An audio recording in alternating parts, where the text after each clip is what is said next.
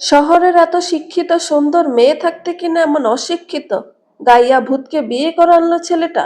ইস, কপালটাই খারাপ। প্রতিবেশীদের নিম্ন স্বরে বলা কথাগুলো সব তীরের মতো বিচ্ছে নূরের কানে। চোখ নামিয়ে অশ্রু লুকানোর চেষ্টায় ব্যস্ত হয়ে পড়ল সে। পাশেই বসে আছে সাম্য শাহমাত, সম্পর্কে তার স্বামী। সময় আর কতক্ষণ? সর্বোচ্চ ঘন্টা পাঁচেক আগে কবুল বলার মধ্য দিয়ে বিবাহ বন্ধনে আবদ্ধ হলো দুজন।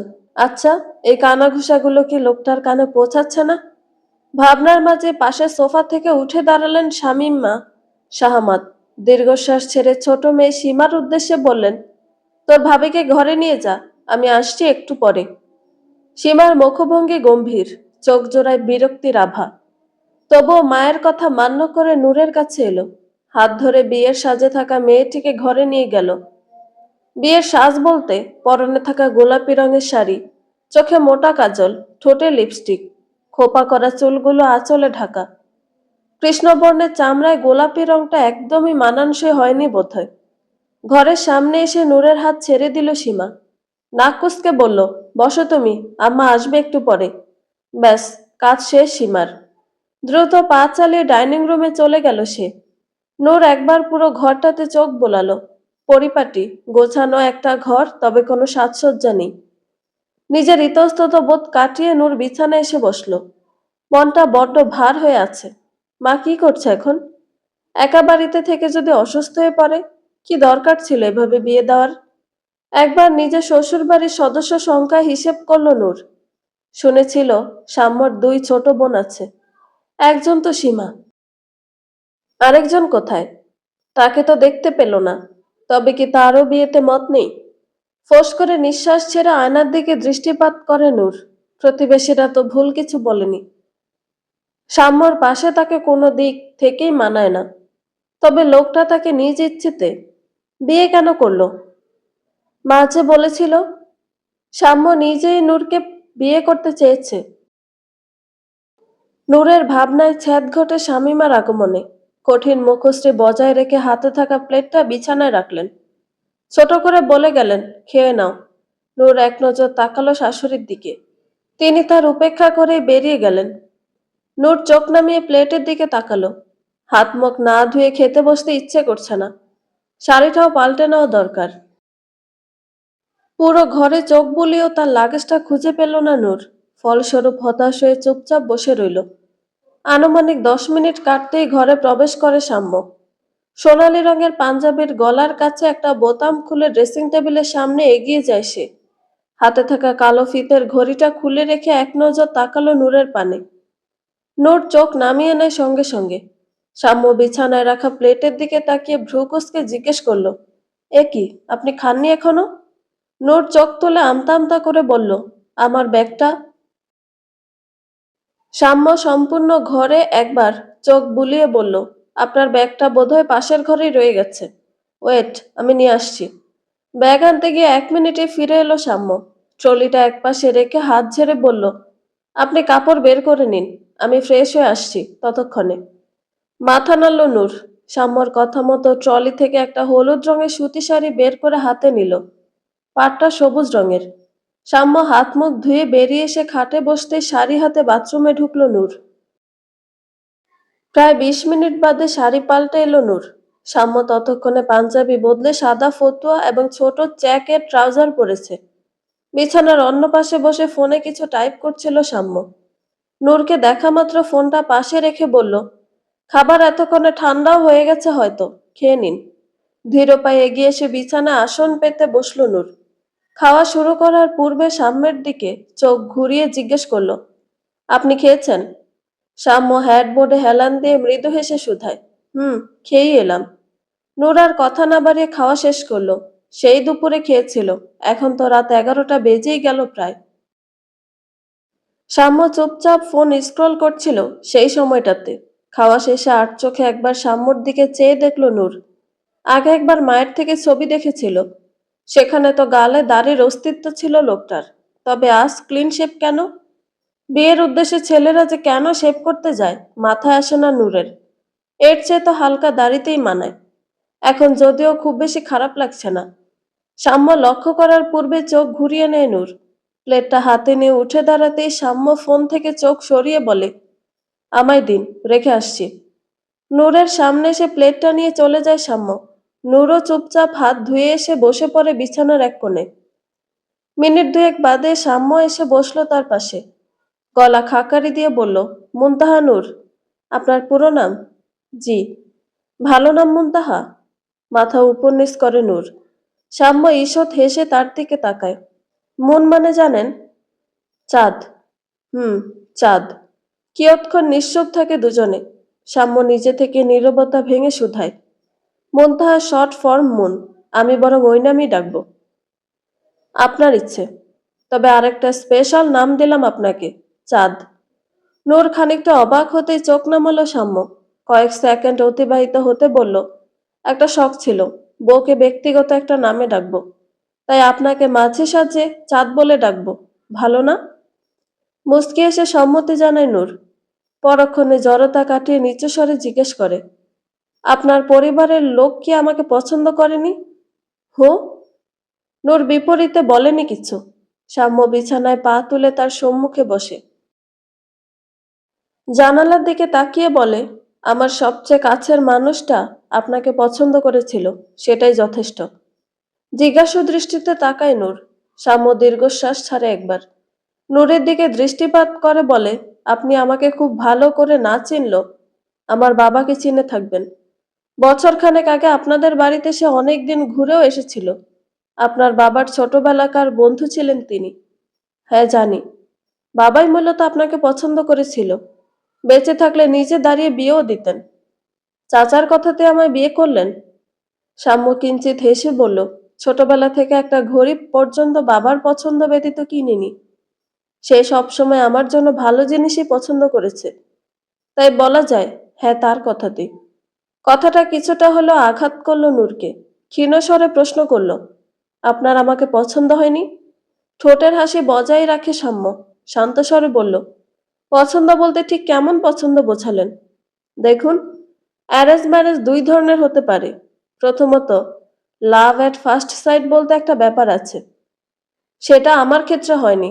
আর দ্বিতীয়ত, পরিবারের পছন্দতে বিয়ে করা। আমি বাবার পছন্দের উপর বিশ্বাস রেখেছি। আর তাছাড়াও আপনাকে পছন্দ না হওয়ার মতো তো কোনো কারণ নেই। কারণ নেই? যে সকল কারণ লোকের মুখে শোনা যায়, ওগুলোর কোনো ভিত্তি নেই। রূপ দেখে মানুষ আকর্ষিত হয় কেবল, ভালোবেসে ফেলে না। কিছু ক্ষেত্রে আকর্ষণ থেকে প্রকৃত ভালোবাসা জন্ম নেয়, অনেক ক্ষেত্রে ব্যবহার থেকে। নাম পরিচয় ব্যতীত আমি আপনাকে খুব বেশি চিনি না। তাই দুদিনই আমার থেকে ভালোবাসি শব্দ আশা করাটা বোকামি হবে। একই কথা আপনার ক্ষেত্রেও প্রযোজ্য বটে। মনোযোগ সহকারে প্রতিটা শব্দ শুনছিল নূর। লোকটা খুব গুছিয়ে কথা বলে, এতটুকু বুঝতে তার কয়েক মিনিট লেগেছে শুধু।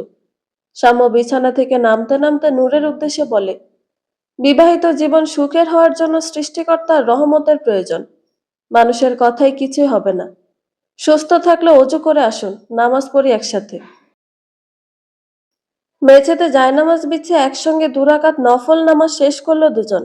মোনাজাতে এসে অনেকটা সময় যাবৎ দোয়া করলো। নামাজ শেষ হতেই সাম্য পাশে তাকিয়ে বলে, তাহাজ্জুদ পড়েন?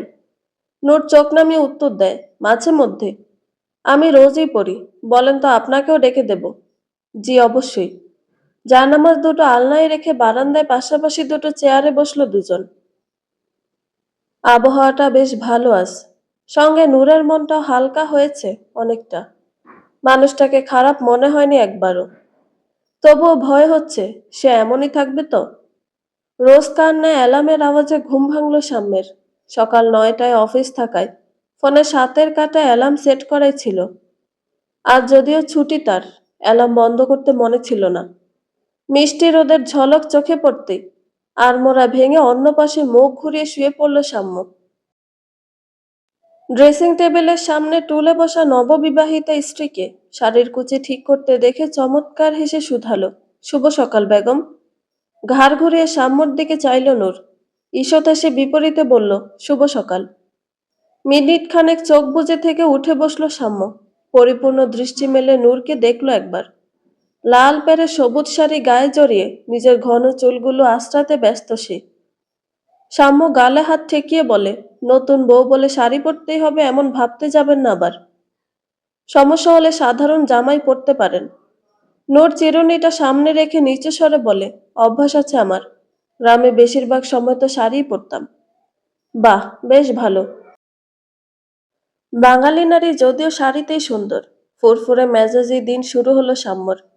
আলনা থেকে গামছা হাতে নিয়ে বাথরুমে যেতে গিয়েও থামলো একবার। পিছন ঘুরে নূরের উদ্দেশ্যে বলল, আব, এখন এই বাইরে যেতে হবে না, বসুন একটু, একসাথেই যাব বরং। মাথা নাড়িয়ে হ্যাঁ সূচক মতবাদ জানায় নূর। আয়নায় তাকিয়ে একটুখানি সাজগোজ করার শখ জাগলো মনে। ইচ্ছাকে প্রাধান্য দিতেই চোখে মোটা করে কাজল পড়ল। ঠোঁটে লাগালো হালকা লাল লিপস্টিক। কে বলে কালো মেয়েদের সাজলে সুন্দর লাগে না? আয়নায় তো বেশ লাগছে। সাজসজ্জা শেষে বিছানায় বসেছিল নূর। দরজার বাইরে থেকে বেশ কিছুক্ষণ যাবৎ উচ্চস্বরের কথা কানে আসছে। রীতিমতো তা ঝগড়াতে রূপ নিয়েছে এখন। নূরের কৌতূহল জাগলো। যদিও সাম্য একা যেতে বারণ করেছে, তবুও মন মানতে চাইল না। একবার বাথরুমের দরজার দিকে তাকিয়ে উঠে দাঁড়ায় সে। শাড়ির আঁচলটা মাথায় টেনে নিয়ে শেষবারের মতো আয়নায় দৃষ্টিপাত করে ধীর পায়ে বেরিয়ে আসে ঘর থেকে। তাদের ঘরের দরজা ড্রয়িং রুমের একপাশে। দরজা খুলতেই সবার আগে চোখ যায় সোফায় ঘুমিয়ে থাকা বছর 4-5 একটা ছেলের দিকে। পর মুহূর্তে নজরে এলো নতুন এক ব্যক্তিকে।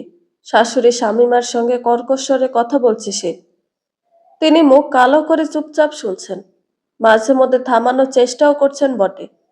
নূরের মস্তিষ্ক মুহূর্তেই বুঝে নিল উক্ত নারীর পরিচয়। স্বামীর আরেক বোন সুপ্তি। চেহারায় মিল রয়েছে অনেকটা। সুপ্তির নজর নূরের দিকে যেতেই রাগান্বিত মুখশ্রী আরো রাগান্বিত হয়ে উঠল। কপালে পড়ল 2-3টে ভাঁজ। সুপ্তি এভাবে তাকাতেই নূর বিব্রত হলো কিছুটা। মাথা নুইয়ে সালাম দিল আগে। সুপ্তি উত্তরটাও দিল না। ধপ করে সোফায় বসে অন্যদিকে তাকিয়ে কড়া গলায় বলতে লাগলো, ওকে যেতে বলো তো আম্মা, আমার জাস্ট সহ্য হচ্ছে না। সহ্য না হলে আসতে বলেছিল কে? আমি তো বলিনি। সাম্যের কণ্ঠ শ্রবণেন্দ্রিয়ে পৌঁছাতেই সকলে দরজার কিনারে তাকালো। সোফায় শুয়ে থাকা প্রীতমের ঘুম ছুটে গেছিল খানিকটা।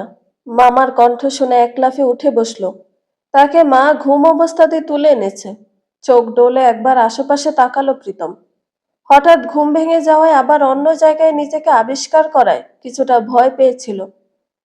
সাম্য কারো নিকট হতে প্রত্যুত্তরের অপেক্ষা না করে হাসি মুখে এগিয়ে এলো। কোলে তুলল প্রীতমকে। দুগালে চুমু খেয়ে জিজ্ঞেস করলো, কেমন আছো মামা? প্রীতমের মুখে হাসি ফুটল। ঘুমের রেশ কাটেনি বিধায় কাঁধের সঙ্গে মাথা ঠেকিয়ে রাখল। ইতিমধ্যে সাম্যের কথার মানে বুঝে দাঁড়িয়ে গেছে সুপ্তি। অবাক কণ্ঠে শুধায়, তুই আমার বাড়িতে আসা নিয়েও প্রশ্ন তুলছিস ভাইয়া? সাম্য প্রীতমকে কোলে নিয়ে সোফায় বসলো। শান্ত গলায় বলল, তা বলেছি, বলিনি তো? আবার আসার জন্য জোরও তো করিনি। আমি এসেছি বলে কি তোর খুব সমস্যা হচ্ছে ভাইয়া? একরাশ বিস্ময় নিয়ে প্রশ্ন করল সুপ্তি। শ্যামও বিশেষ কোনো ভাবান্তর না দেখিয়ে বলল, 2 দিন আগেই না বললে এ বাড়িতে আসতে ঘৃণা লাগবে তোর? তাহলে সমস্যা তো আমার না, তোর হওয়ার কথা। রাগে ফুঁসে উঠল সুপ্তি। নূরে জিজ্ঞাসু মুখের দিকে দৃষ্টিপাত করে বলল, কোন মেয়ে বাড়ির বউ করে এনেছো বুঝতে পারছো তো আম্মা? একদিনেই কিনা ভাইয়ার ব্রেন ওয়াশ করে ফেললো। 2 দিন বাদে তো আঁচলে বেঁধে রাখবে তোমার ছেলেকে। সাম্য কিয়ৎক্ষণ চুপ থেকে প্রীতমকে কোলে নিয়েই উঠে দাঁড়ালো। নূরের ঠিক পাশে দাঁড়িয়ে স্মিথ হেসে বলল, আই উইশ তুইও নিজের বরকে আঁচলে বেঁধে রাখতে পারতি। আফসোস, না আমার বউ তোর মতো, আর না আমি তোর বরের মতো। ভাইয়া, বেশি বলছিস না তুই? কতটুকু চিনিস তোর বউকে? সাম্য এক নজর তাকালো নূরের দিকে। না, তার চোখে জল নেই, দৃষ্টিতে ভয় নেই, আছে কেবল বিস্ময়। মানুষের সারমর্ম বুঝতে কয়েক ঘন্টাই যথেষ্ট, আর ভাব সম্প্রসারণ সেটা ধীরে ধীরে বুঝিয়ে নেব। প্রীতমের ঘুম সে অবধি ভালো করে ভেঙেছে। সে ড্যাব ড্যাব করে চেয়ে আছে নূরের পানে। নারীটিকে আজ প্রথম দেখেছি বলে কথা। বোঝার চেষ্টা করলো তিনি কে, তবে সফল হলো না। সাম্য অধিক কথা বলা পছন্দ করে না। ফলশ্রুতিতে নিজের ঘরের দিকে পা বাড়াতে নিলেই সুপ্তি টেরে এসে প্রীতমের দিকে হাত বাড়িয়ে বলে, আমার ছেলেকে দে। শ্যাম্য কঠোর হলো, গম্ভীর কণ্ঠে শুধালো, বেশি বড় হয়ে গেছিস? আমার চেয়ে বেশি না। বাড়াবাড়ি করলে এখনো গালে চড় বসাতে আমি দুবার ভাববো না। সত্যি বোধহয় দমে গেল কিছুটা। শ্যাম্য ঘরে যাওয়ার পূর্বে নূরের উদ্দেশ্যে বলে গেল, ঘরে আসুন। শ্যাম্য চলে যেতেই নূর চোখ ঘুরিয়ে শাশুড়ি এবং ননদকে দেখে নিল একবার। অতঃপর মাথা নিচু করে সামনের পথে অনুসরণ করলো। বিছানায় বসতেই প্রীতম মামার কোল থেকে নেমে বিছানায় দাঁড়ালো। ভ্রু কুঁচকে নূরের দিকে আঙুল উঁচিয়ে জিজ্ঞেস করলো, ওটা কে মামা? শ্যাম্য হেসে উত্তর দেয়, তোমার মামি। মামি? মামি। এই যে প্রীতমের মামি। ওখানে দাঁড়িয়ে আছেন কেন আপনি? নূর কিঞ্চিত হেসে কাছে এলো। প্রীতমের গালে হাত রেখে বলল, তোমার নামটা খুব সুন্দর বাবাই। তুমিও সুন্দর। খানিকটা ইতস্তত কণ্ঠে বলল, আপুর সাথে এভাবে কথা বললেন কেন? দীর্ঘশ্বাস ছাড়ে সাম্য। একটা বালিশ কোলে রেখে তাতে হাত ঠেকিয়ে বলে, কি আর বলেছি, বড় ভাই হিসেবে একটু শাসন তো করাই যায়। কিন্তু আপু অতটা রেগে কথা বলছিল কেন? আর তার বরকে নিয়ে আপনি? প্রশ্নগুলো জমিয়ে রাখো, পরে উত্তর দেব। দেখি মামা, এদিকে এসো তো। সঙ্গে সঙ্গে সাম্যের কোলে উঠে আসে প্রীতম। ছেলেটা ভারী শান্ত। সাম্য নূরের উদ্দেশ্যে হাসি মুখে বলে, টেবিলের ড্রয়ারটা খুলে একটা জিনিস পাবেন, নিয়ে আসুন তো মুন। নূর মাথা ঝাঁকিয়ে ড্রয়ার খুলে একটা চকলেটের প্যাকেট এনে দেয় সাম্যর হাতে। সাম্য তা না ধরেই বলে, আমি কি করব? ওকে দিন, দেওয়ার আর প্রয়োজন পড়ে না। প্রীতম নিজে থেকে চকলেটটা হাতে নেয়। উৎফুল্ল চিত্তে সাম্যের গালে দুটো চুমু খেয়ে বলে, থ্যাংক ইউ মামা। Welcome my champ. মামি পছন্দ হয়েছে তো? হ্যাঁ, খুব পছন্দ হয়েছে। হুম। তা তোমার খিদে পেয়েছে না? কি খাবে? মামিকে বলো। শুনেছি সে খুব ভালো রান্না করতে পারে। ঠিক বললাম? নূর স্মিথ এসে উত্তর দেয়, পারি মোটামুটি। প্রীতম থুতনিতে হাত ঠেকিয়ে ভাবে কিছুক্ষণ। পরক্ষণে চেঁচিয়ে বলে, স্যান্ডউইচ, চিকেন স্যান্ডউইচ। এটা তো বানাতে পারি না বাবা, অন্য কিছু। সাম্য তাকায় নূরের দিকে। বিছানা থেকে ফোনটা তুলে তার হাতে দিয়ে বলে, ইউটিউবে সার্চ করে বানিয়ে ফেলুন। পারেন না তো কি হয়েছে, শিখে নিলেই পারবেন।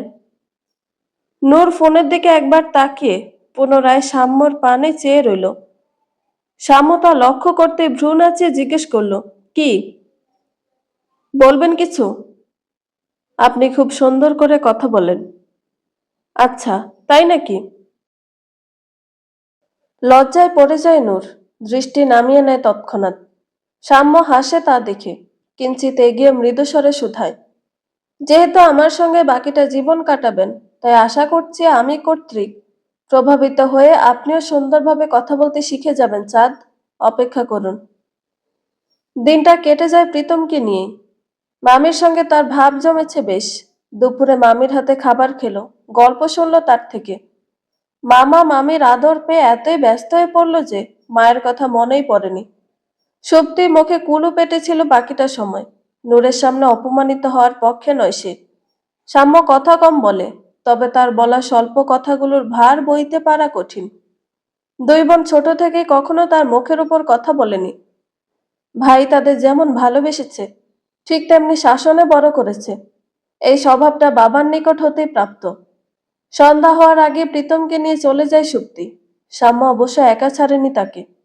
বাড়ি অবধি পৌঁছে দিয়ে এসেছে। প্রীতম যেতে চাইছিল না, কাঁদছিল খুব। বিপরীতে দুটো ধমক শুনেছে মায়ের থেকে।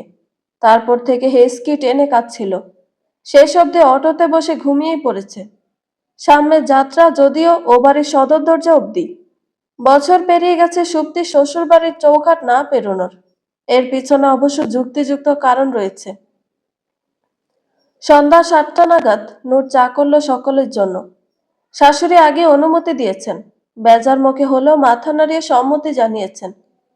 সকালে রান্নাঘরে ঢুকেছিল বিধায় জিনিস খুঁজে পেতে বেগ পোহাতে হয়নি তেমন। নূর নিজে ব্যক্তিগতভাবে দুধ চা পছন্দ করে না। ফলে চা করলো 3 কাপ। 1 কাপ ফ্লাক্সে রাখার পূর্ব মুহূর্তেই সাম্য প্রবেশ করে বাড়িতে। স্বামীমাই, দরজা খুলে দেন।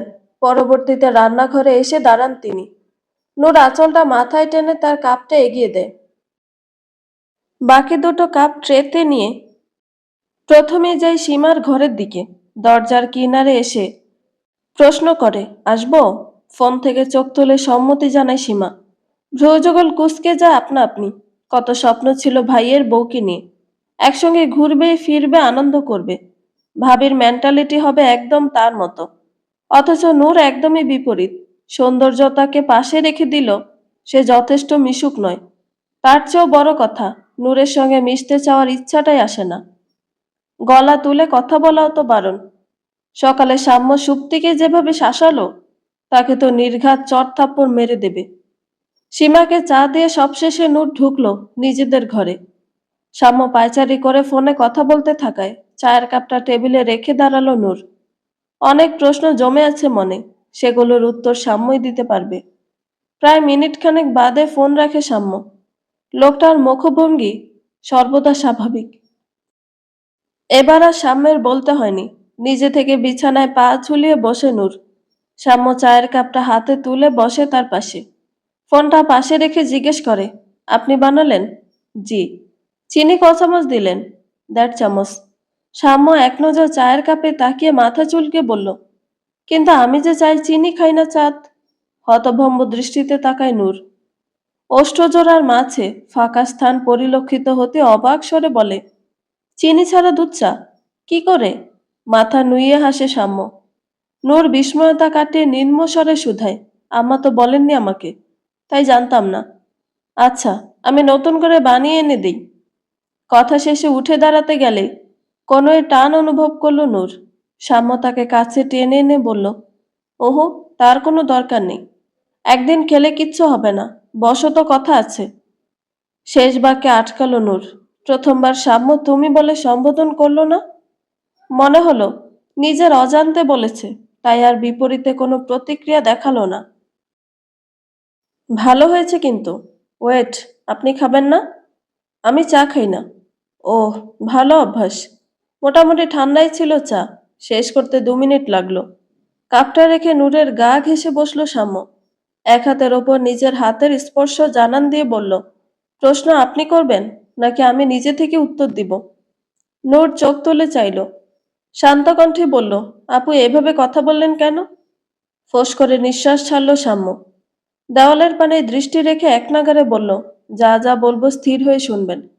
কালই আপনাকে বলেছিলাম, আব্বুর পছন্দে বিশ্বাস রেখে আমি আপনাকে বিয়ে করেছি। তবে তথাকথিত কিছু কারণে বাকিরা সেটা মানতে পারছে না, বিশেষ করে সুপ্তি। এর পিছনেও কারণ আছে অবশ্য। একটা কথা জানেন না আপনি, সুপ্তির সাথে আমাদের যোগাযোগ ছিল না বেশ কয়েক বছর। নিজের পছন্দে পালিয়ে গিয়ে বিয়ে করেছিল, আমার বারণ শোনেনি। পরে অবশ্য যোগাযোগ করতে চেয়েছে, আব্বু বা আমি কেউই ক্ষমা করিনি। কিন্তু রাগ কতদিন করে থাকা যায়? প্রীতম জন্মানোর আগে একবার বাড়িতে এসে কান্নাকাটি শুরু করলো, আম্মুও গলে গেলেন। আব্বু আর আমিও তখন আর রেগে থাকতে পারিনি। স্বাভাবিক হলো সবকিছুই। প্রীতম হওয়ার পর অধিকাংশ সময় এ বাড়িতেই থাকতো। কারণটা বুঝতে পেরেছিলাম কিছুদিন পরে। শ্বশুরবাড়ির কেউ দু চোখে দেখতে পারে না ওকে, সঙ্গে ওর বোন নিজেও। নূর মনোযোগ সহকারে শুনছিল তার কথা। সাম্য মাঝে থেমে জিজ্ঞেস করে, এখন এসবের সাথে আমার কি সম্পর্ক? সেটাই ভাবছো তো? মাথা নাড়ে নূর। সাম্য তার দিকে নজর এনে বলে, সুপ্তির ছোট ননদ প্রিয়া ২ বছর ধরে মাথা খেয়ে নিচ্ছিল। জীবনে এমন বেহায়া মেয়ে দুটো দেখিনি আমি। ওকে বিয়ে করার জন্য কম জোর করেনি সুপ্তি আর তার বর। এক আধবার মরতে টরতেও চলে গেছিল এই মেয়ে। মূলত আমি রাজি হইনি বলে সুপ্তির এত রাগ। রাজি হননি কেন? সাম্য অবাক হলো কিঞ্চিত। ভেবেছিল নূর আতঙ্কিত হবে, বিষাদ নেমে আসবে মুখমণ্ডল জুড়ে, অথচ তেমনটা কিছুই হয়নি। বেহায়াপনা পছন্দ হয়নি, আর যাকে মনে ধরেনি তার সঙ্গে সংসার পাতাবো কেন? অমন দয়ালু তো আর নই যে বোনের সংসার বাঁচাতে নিজেকে বলি দেব। আচমকা হেসে উঠল নূর। মুখে হাত চেপে আড়াল করলো তা। হাসির শব্দ কানে পৌঁছাতে সাম্য মুচকি হাসল। বিছানায় পা উঠিয়ে হেডবোর্ডে হেলান দিয়ে বসলো সে। এক দৃষ্টি চেয়ে বলল, আপনার হাসি সুন্দর চাঁদ। নূরের হাসি থেমে যায় তক্ষুনি। প্রশংসা? স্বামী তার হাসির প্রশংসা করলো? মেয়েটির হৃদয় আন্দোলিত হলো এই ছোট্ট বাক্যে। চোখ দুটি চলে যায় পায়ের বুড়ো আঙুল বরাবর। শ্যাম মিনিট দুয়েক নির্বাক থেকে পুনরায় বলল, আমার বউ আপনি। কথাটা প্রতি ক্ষেত্রে মনে রাখবেন। কারোর অপমান সহ্য করতে বাধ্য নন আপনি। নিজের অধিকার নিজেকেই বুঝে নিতে হয়। মাথা নুইয়েই রইল নূর। শ্যাম্য এক হাত উঁচু করে ডাকলো তাকে। এদিকে আসুন। আপত্তি জানায়নি নূর। না তাকিয়ে সাম্যের নিকটে এগিয়ে বসলো। শ্যাম্য বাঁ হাতে তার থুতনি ধরে উঁচু করলো মুখখানি। স্বভাবত স্মিত হাসি ধরে রেখেই বলল, আপনাকে প্রোটেক্ট করার দায়িত্ব আমার। তা আমি যথাসাধ্য পালন করব। তবে বাকিটা যা আপনাকেই বুঝে নিতে হবে চাঁদ। আম্মা, সীমা আপনার সঙ্গে খারাপ ব্যবহার করার সাহস পাবে না। তবুও কোনোভাবে অপ্রাসঙ্গিক কথা বললে উত্তরটা প্রথমে আপনাকেই দিতে হবে। আমি ৮-১০টা ছেলের মতো একবারও বলবো না আমার মায়ের মুখের ওপর কখনো কথা বলবে না। কারণ আমি বিশ্বাস করি বড়রাও ভুল করে। কথায় জোর থাকলে অল্প শব্দে অনেক কিছু বোঝানো যায়। তিনি ভুল করলে আপনি তার ভুল শুধরে দেওয়ার চেষ্টা করবেন। তাছাড়া আমি তো আছি। আর সীমা সুপ্তি বয়সে আপনার চেয়ে বড় হলেও সম্পর্কের দিক থেকে আপনার ছোট। বেয়াদবি করলে শাসন করবেন। ২-৪টা চট থাপ্পড় বসালেও আমি কিচ্ছু বলবো না। বুঝলেন? মাথা উপর নিচ করে সম্মতি জানালো নূর। শ্যাম ডান হাত তুলে তার মাথায় রাখলো। দূরত্ব কমিয়ে বলল, অধিকার আপনাকে আমি দিয়েছি। তবে মন জয় করার দায়িত্ব আপনার। চেষ্টা করুন, আপনি পারবেন ঠিকই। নূরের উজ্জ্বলিত দৃষ্টি সাম্যে আবদ্ধ। মন চাইছে লোকটা থেমে না যাক, আরো কিছু বলুক। ভাবনার মাঝেই তাকে আরো কাছে টেনে নেয় সাম্য। নূরের মাথা গিয়ে ঠেকলো সাম্যের বক্ষে। মাথা থেকে হাত সরায়নি সাম্য, বরং অধিক আদুরে স্বরে শুধালো, হৃৎপিঞ্জরের এই জায়গাটা আপনারই চাঁদ। বসত বাটি তৈরি করে নিন। অনেকগুলো দিন কেটে যায় নূর সাম্যর আকস্মিক বিয়ের। এ কদিনে বেশ কিছু বদল ঘটেছে নূরের জীবনে। প্রতিটি বদল তার জন্য বয়ে এনেছে অজস্র সুখ। কোনো দুঃখ যেন তাকে ছুঁতেই পারছে না। স্বামী নামক মানুষটিকে সৃষ্টিকর্তা বুঝি তার নিকট উপহার স্বরূপ পাঠিয়েছেন। নইলে এমন অচেনা অজানা একটা মেয়েকে মানুষ কি করে এতটা শ্রদ্ধা, সম্মান, ভালোবাসা দিতে পারে? সাম্যর সঙ্গে সম্পর্কের সমীকরণটা এ কদিনে দ্বিগুণ জোরালো হয়েছে বলা চলে। তবে পরিবারের বাকিদের সঙ্গে তার সম্পর্ক কেমন, তার উত্তর নূর নিজেই জানে না। এ বাড়িতে তাকে কেউ অসম্মান করে না, দুটো কটু কথা শোনায় না ঠিকই, তবে পাশে বসে সাধারণ দুটো কথাও বলে না। সাম্যর কথা শুনে নূর যথাসাধ্য চেষ্টা করেছে সকলের মন জয় করার। সীমার জামা কাপড় রোজ নিজে ভাঁজ করে ঘরে দিয়ে আসে। শামীমার রান্নার ভার অর্ধেকের বেশি কমিয়ে দেয়। তবুও কেন তাদের মন জয় করে উঠতে পারে না? তার এই প্রশ্নের উত্তরে সাম্য হেসেছিল কাল। ল্যাপটপে কাজের ফাঁকে বলেছিল, ইংরেজিতে একটা প্রবাদ আছে, first impression is the last impression. একজন মানুষের সম্পর্কে প্রথমেই যে মনোভাব মনে গেঁথে যায়, তার থেকে বেরোনো মুশকিল। নূর বিপরীতে খানিক অভিমানের স্বরে জিজ্ঞেস করেছিল, আপনার মনে তো আমায় নিয়ে খারাপ মনোভাব সৃষ্টি হয়নি, তাদের ক্ষেত্রে কেন হচ্ছে? সীমার তাকানো দেখলে মনে হয় আমি কোনো জেল ফেরত আসামি। কত বড় অন্যায় আমার! সাম্য তার কথার প্রেক্ষিতে আর কিছু বলেনি। নূরও জানতে চায়নি। সাম্য ভাবতেই পারে বউ তার মা বোনের ব্যাপারে দুর্নাম করছে। তবে নূর তা করতে চায়নি। এটা কি বুঝবে আদৌ? গ্রামের মেয়েরা কম বয়স থেকে শাড়ি পরা শুরু করে। নূরের ক্ষেত্রেই তাই হয়েছে। শাড়িতে তাকে বেশ মানায়। সাম্য তো তাই বলে।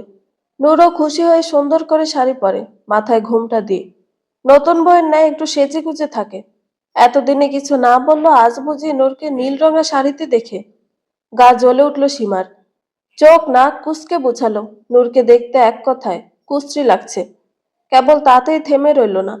দাঁতে দাঁত চেপে বলল, কি এমন দাদিমাদের মতো শাড়ি পরে থাকো সারাক্ষণ? আম্মুও তো এখনো বাসায় সালোয়ার কামিজ পরে। আর তুমি আছো এক গাইয়া কালচারে। মডার্ন হতে ইচ্ছে করে না নাকি? নূরের নিজেকে ভীষণ একা মনে হলো, যেন এ শহরটা তার জন্য অস্বস্তির। আট পরে শাড়ি, চোখে মোটা কাজল, ঠোঁটে লাল লিপস্টিক, এগুলো তো শহুরে কালচারে বেমানান। কি যেন হলো নূরের। চটজলদি সাম্যর পছন্দ করে দেওয়া শাড়িটা বদলে সালোয়ার কামিজ জড়ালো গায়ে। বিয়ের পর আজ প্রথম শাড়ি ব্যতীত অন্য পোশাক পরল সে। আয়নার সামনে দাঁড়িয়ে অনেকক্ষণ দেখলো নিজেকে। লাল টকটকে লিপস্টিক মুছে ঠোঁটে লাগালো হালকা নুট লিপস্টিক। ইস, কি বৃষ্টি লাগছে তাকে! শ্যামবর্ণের সঙ্গে এমন হালকা লিপস্টিক একদম বেমানান। উঠে এসে চুপচাপ বসে রইল বিছানায়। ইদানিং এক নতুন চিন্তা ঢুকেছে তার মাথায়। সাম্য তাকে কেন এত ভালো চোখে দেখে? নতুন বউ তাই? পুরনো হয়ে গেলে বুঝি তাকে আর ভালো লাগবে না? অবশ্য ভালো লাগার কোনো কারণও তো নেই। কি আছে ওর মাঝে? না রূপ, না গুণ, কিছুই তো নেই। মুখের সামনে পুরুষালী আঙুলের তুড়ি বাজতেই লাফিয়ে উঠল নূর। অকস্মাৎ ভয় পাওয়ায় বুকে হাত রেখে বড় বড় নিঃশ্বাস ফেলতে লাগলো। সাম্য গলায় বাঁধা টাইটা খুলতে খুলতে তাকে গভীরভাবে পর্যবেক্ষণ করলো। রোজ কলিং বেল বাজলেই যেই মেয়ে ছুটে গিয়ে দরজা খোলে, আজ সে টেরই পেল না। সাম্যের নজর নূরের পোশাকের দিকে যেতেই কিঞ্চিত অবাক হলো সে। নূরের পাশে বসে শার্টের বোতাম খুলে বলল, কি ব্যাপার বেগম? আপনার এই নতুন লুক? নূর বিব্রত হলো কিছুটা, নিচু স্বরে শুধালো, গরম লাগছিল তাই। শাড়িতে গরম লাগে তোমার? নূর কয়েক সেকেন্ডের মাথায় জবাব দেয়, তেমন না, আজ লাগছিল। ও, ঠিক আছে, চা করে দাও এক কাপ প্লিজ। বলে উঠতে নিল সাম্য। অন্যদিন হলে নূর তার আগে ছুটে চলে যেত রান্নাঘরে। আজ গেল না, চোখটা একটু উপরে তুলে বলে, শুনেন। সাম্য থেমে যায়, পুনরায় বসে পড়ে। স্বাভাবিক স্বরে উত্তর দেয়, হ্যাঁ বলো। কেমন লাগছে আমাকে? সাম্য চরম মাত্রা অবাক হলো। প্রশ্নটা একেবারেই নতুন তার কাছে। তবুও মুহূর্তের মাঝে জবাব দিল, নতুন গেটআপে? সম্মতিসূচক মাথা নাড়ায় নূর। সাম্য থুতনিতে হাত রেখে তাকে স্থির চোখে পর্যবেক্ষণ করলো মিনিট খানেক সময়। তার এমন দৃষ্টিপাত দেখে ভারী অস্বস্তি হলো নূরের। মস্তিষ্ক দৃঢ় ভাষায় তাকে শাসায়। লোকটা কত খাটুনি করে অফিস থেকে ফিরল, এক কাপ চা চাইলো তোর কাছে, তুই তার ফরমাইশ না মিটিয়ে এসব প্রশ্ন করছিস? আর বসে রয় না নূর, উত্তরের অপেক্ষাও করে না। সাম্যের দৃষ্টি উপেক্ষা করে এক দৌড়ে চলে যায় রান্নাঘরে।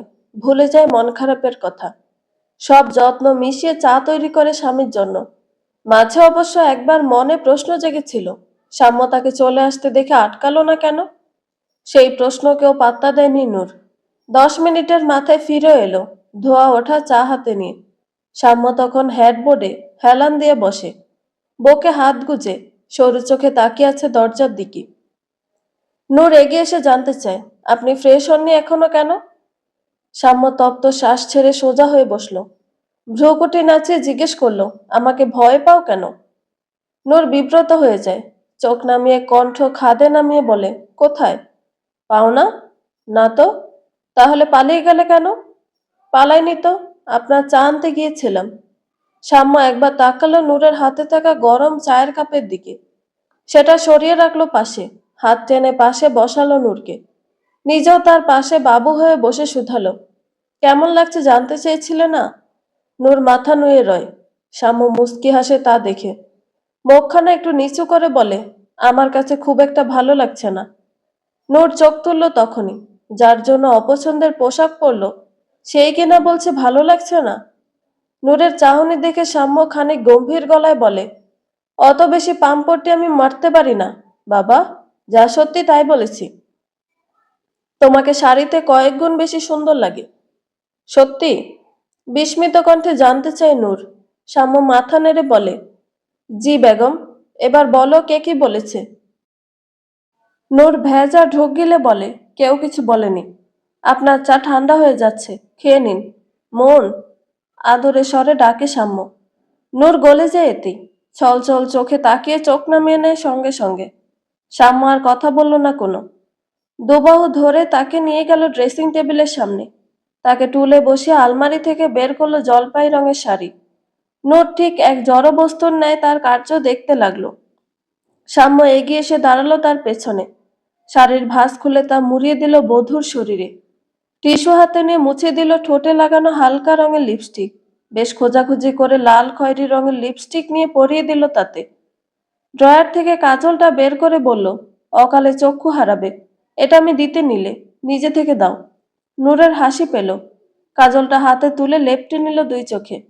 সাম্য দেওয়ালে হেলান দিয়ে তাকে দেখলো পুরোটা সময়। কাজল পরা শেষ হতেই তার পিছনে এসে দৃষ্টি স্থির করলো আয়নার পানে।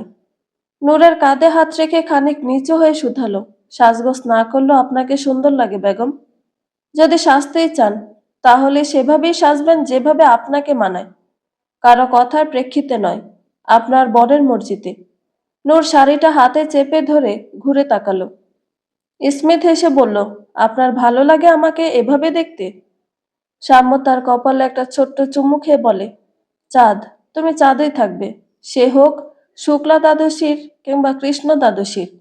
আনন্দের ঝিলিক ছড়িয়ে যায় রমণীর সমগ্র বদনে। সাম্য সরে গিয়ে চায়ের কাপটা হাতে নেয়, বিছানায় বসে বলে, এবার আসলেই ঠান্ডা হয়ে যাবে। বলা মাত্র একবার কাপে চুমুক দিয়ে তাকায় নূরের দিকে। সে অধীর আগ্রহ নিয়ে তাকিয়ে আছে। সাম্য কিঞ্চিত হেসে ঠোঁট উল্টে দুঃখী স্বরে বলে ওঠে, তুমি আবার চায়ে চিনি দিয়ে দিয়েছো মন। নূরের হাসি মাখা মুখখানা চুপসে যায়, কপালে পড়ে গাঢ় ভাঁজ। জিভ কামড়ে লজ্জিত কণ্ঠে বলে, সরি। সাম্য শব্দ করে হেসে উঠল তার প্রতিক্রিয়ায়, আরো দুবার চায়ে চুমুক দিয়ে বলল, থাক, শরীরে চিনিরও তো প্রয়োজন আছে মাঝে মাঝে। শাড়ির আঁচল কোমরে গুজে রীতিমতো দৌড়ে দৌড়ে কাজ করছে নূর। রান্নাঘরটা আজ পুরোপুরি তার দখলে। অন্যদিন শামীমার সঙ্গে হাত লাগালো, আজ সবকিছুই করতে হচ্ছে একা হাতে। পোলাও, মাংস, কোরমা, সবজি, মাছ, সবকিছু রাঁধতে বেশ বেগ পেতে হচ্ছে নূরকে। মাটির চুলো হলে কথাই ছিল না, একসঙ্গে 3 চুলো জ্বালিয়েও রেঁধে ওঠার অভ্যাস আছে তার। গ্যাসের চুলায় তেমন রান্নার অভ্যাস নেই, তবু আজ হাসি মুখে সব কাজ করছে নূর, মনের আনন্দের সহিত। বিয়ের পরে প্রথম তার মা এসেছে বাড়িতে। শাম্য অনেক বলে কয়ে এনেছে। নূরের খুশি আর দেখে কে। রান্নার ফাঁকে আরো একবার ড্রয়িং রুমে দৃষ্টিপাত করল নূর। শামীমা বেশ ভালো করে কথা বলছেন তার মায়ের সঙ্গে। নূর অবাক হলো, সঙ্গে সন্তুষ্ট। শিক্ষিত পরিবার তারা, সমাজ বুঝে চলতে পারে অন্তত। মায়ের সঙ্গে কোনো খারাপ আচরণ যে করছে না, এই অনেক। সীমা গেছে ভার্সিটিতে, শাম্মা অফিসে। তার ফিরতে ফিরতে সন্ধ্যা হবে। নূর সমস্ত রান্না শেষ করে ঘরে এলো 1টা বাজার আগে। শামীমা তখন গোসলে গেছেন। নূরের মা মালিহা আফরোজ বাসা ঘুরে দেখছেন। নূর তাকে পিছন থেকে গিয়ে জড়িয়ে ধরে কাঁধে মুখ লুকালো। সব ক্লান্তি দূর করার জন্য এটুকুই তো যথেষ্ট। কতদিন মায়ের সঙ্গে সময় কাটানো হয় না। বিয়ের আগে সে ভাবত প্রতি মাসে অন্তত 1 সপ্তাহ হয়ে মায়ের কাছে থেকে যাবে। মাকে ছেড়ে থাকা তার পক্ষে সম্ভবই নয়। অথচ এখন দীপি তো থাকছে মাকে ছাড়া। মায়ের কাছে গিয়ে তার আদর সোহাগে থাকার তুলনায় স্বামী শাশুড়ি সেবা করাতে বেশি গুরুত্ব দিচ্ছে স্বেচ্ছায়। মালিহাকে টেনে নিজের ঘরে নিয়ে এলো নূর। মাথাটা মায়ের কোলে রেখে মেঝেতে বসে পড়ল চট করে। মালিহা আফরোজ ঝুঁকে মেয়ের মাথায় চুমু খেয়ে পরম যত্নে হাত বুলিয়ে দিলেন। কিছুটা রাগ দেখিয়ে বললেন, একলা হাতে এত কিছু করতে কে কইছিল তোরে? আমারও যাইতে দিলি না, খুব বড় হইয়া গেছত না? কি যে বলো মা, তুমি হইলে এখন আমার বাড়ির মেহমান, তোমারে রান্নাঘরে ঢুকাইতাম আমি? ছি, আমা কি মনে করব? মালিহা মেয়ের মুখে হাত বুলিয়ে হাসছেন নীরবে। গর্ব করে বললেন, খুব বুদ্ধি হয়েছে তো আমার মাইয়ার। কে কি ভাববো না ভাববো সব দিকে নজর আছে না? তা তো একটু নজর রাখতেই হইব। আর তুমি কথাই কইবা না, বিয়া দেয়া তো মেয়ে পর কইরা দিছই, আর খবর নিয়ে কি দরকার? বাব্বা, মায়ের উপরে এখন রাগও করা লাগে। মেঝে থেকে উঠে সে বসলো মায়ের পাশে, তার হাত দুটি ধরে শুধালো, তো রাগ করবো না কেন? জানো কত একা লাগে আমার। তোমার জামাই তো আর সারাদিন বাড়িতে বসে থাকে না, একা একা কান্না পায় মাঝে মধ্যে। তোমাকে ফোন করলে পাওয়া যায় একবারও? মেয়ের অভিমানী কথায় ব্যথিত হলেন মা নিজেও। নূরের চুলগুলো গুছিয়ে দিয়ে বললেন, নেটওয়ার্ক তো পাই না রে, না হলে আমি তোর ফোন তুলতাম না। তুই ছাড়া আর কে আছে আমার? নূর ঠোঁট উল্টে জড়িয়ে ধরল মাকে। মালিহা মেয়ের অভিমান ভাঙালেন সময় নিয়ে। নূর খানিক বাদে বলল, উনি কতবার বলছে তোমারে নিয়ে আসতে, একা একা ওই ভূতের বাড়িতে থাইকে করবাটা কি? আমি মানা করেছি। জানি তো তুমি মানবা না। মালিহা চোখ বড় বড় করে কণ্ঠ নিচু করে বললেন, একদম ভালো করছিস। মেয়ের শ্বশুর বাড়িতে এসে থাকতাম, ছি ছি, লোকে শুনলেও মনে মনে হাজার কথা শুনাইব। আর আমি দিব্যি আছি তো, বাড়িতে হাঁস মুরগির দেখভাল কইরা, বাগানে পানি দিয়া, ওই তো সময় কাইটেই যায়। এখন তো সুস্থ আছি, শরীরে জোর আছে। জোর কইমা গেলে তো তোর ঘাড়ে আইসাই জুটা লাগবো। তখন রাখিস মায়েরে নিচের ধারে। এখন একদম জামাইয়ের কথায় রাজি হবি না। নূর দীর্ঘশ্বাস ছেড়ে মাথা নোয়ায়।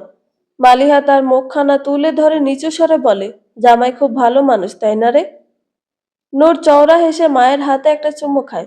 পুনরায় তাকে জড়িয়ে ধরে বলে, যতটা তুমি ভাবো তার চেয়ে অনেক অনেক বেশি। মাশাআল্লাহ, কলিজাটা এতদিন আমার ঠান্ডা হইল রে। কিছুটা সময় পেরোতেই মালিহা আবারও বলেন, কিছু ভাবছোস এখনো? নূর মাথা তুলে ভ্রু কুঁচকে বলে, কি ভাববো?